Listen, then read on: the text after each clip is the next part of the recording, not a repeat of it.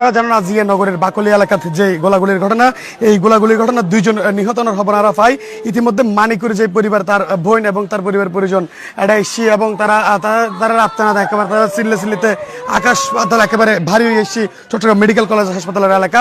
এবং যে লাশগুলোর যে মানিক এবং আবদুল্লাহ নামে যে দুইজনের লাশ পড়ি আছে তার সম্পর্কে আমরা যতটুকু জানি পারি, মানিক ব্যক্তিগতভাবে একজন গাড়ি চালক এবং দীর্ঘদিন যাবৎ সরওয়ার নামে এক ব্যক্তির গাড়ি চালায় এবং প্রাইভেট কার চালক।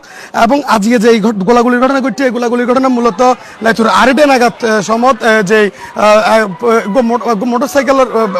মোটরসাইকেল একত্রিত আইরে গুলি করতে করতে সামনে মিকা অগ্রসর হয় এবং আইরে তারা যে উড়ে ঘুরে যে গোলাগুলির ঘটনা, এইগুলির ইতিমধ্যে দুইজনের নিহতনের ঘটনা তারা ইতিমধ্যে জানাতে পারে।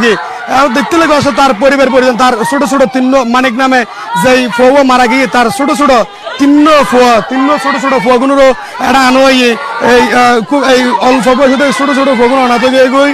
এবং চট্টগ্রাম মেডিকেল কলেজ হাসপাতালের যে আশেপাশের এরিয়া এলাকা পুরো এখানে একেবারে ভারী হয়ে যাচ্ছে তার আত্মনাদে। তারার যে আবদুল্লাহ নামে যে ফুয়া, তার আসলে অনেক কিছু আমরা জানেন না পারে।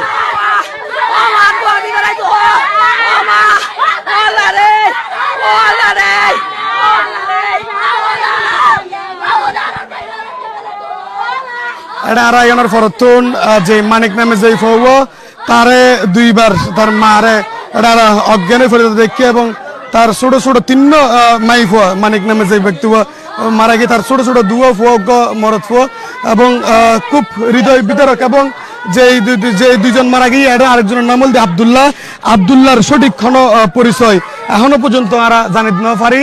এবং যারা গুলিগুলি করতে করতে যারা গুলিতে যে সমস্ত সন্ত্রাসীর গুলি এই দুজন নিহত হয়ে তারা নাকি ঘটনার পরবর্তী সময় তো তারা গুলি করতে করতেই তারা এই ঘটনাস্থল ত্যাগ করে এবং চারিমিক আতঙ্ক ছড়ে এই ঘটনাস্থল ত্যাগ করে। নিহত যে মানিকুর পরিবার, তার পরিবারের তার স্ত্রী ইতিমধ্যে এটা চলে এসছে এবং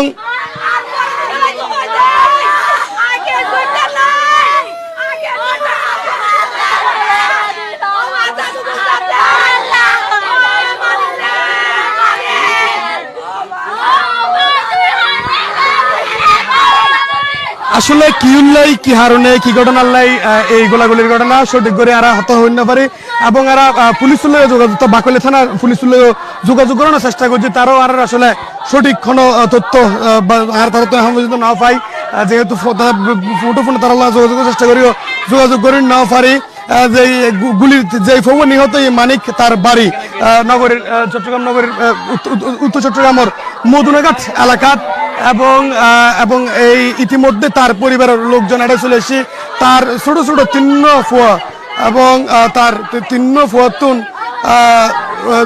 তার বউ ফুয়া মাইয়া বেগুন এটা এসে আসলে তার আহাজারি এত বেশি যে উপস্থিত যারা ইতিমধ্যে তার পাশে দিয়ে বেগুনের চগুতে এরা উচ্ছ্বসিত এবং বেগুনের চগুতে পানি দেহের এবং তারা মানিকগুলো নাকি বিশেষ করে অনেকের দুশ্মনী কিংবা শত্রুতা ছিল কিনা জিজ্ঞেস করি এলে অনেক কিছু তারা না জানে বলি হর। এবং তার ঘটনার পরবর্তী সময় আসলে ঘটনাস্থল তুনেই তার উদ্ধার করে চট্টগ্রাম মেডিকেল কলেজ হাসপাতালে তা নয় এবং ইতুনেই ডাক্তার কর্তব্যরত যেই ডাক্তার আছে তারা প্রাথমিকভাবে সাইয়ের তারা মৃত বলে ঘোষণা করে।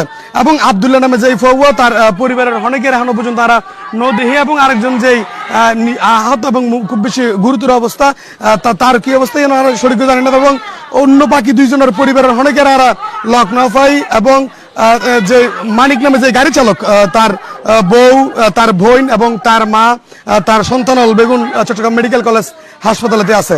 এবং আজের যে হামলা এই বলতে বাকলিয়া যে ফায়ার স্টেশন ইতুনেই গোলাগুলি করতে করতে মূলত যে দুর্বৃত্তল তারা গুলি করতে করতে যায় এবং প্রাইভেট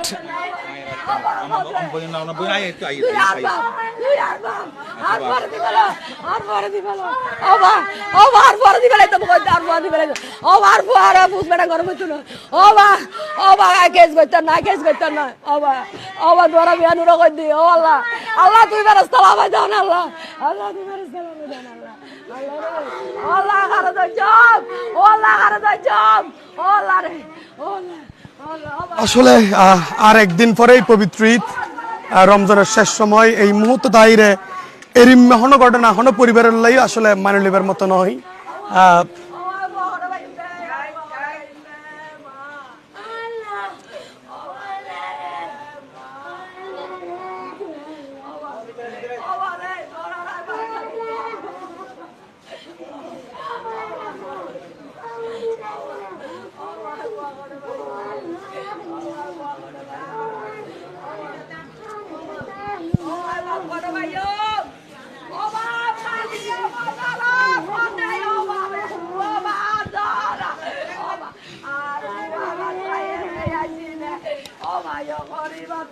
একবার কাপড় গাছিনি আর ও মারে ও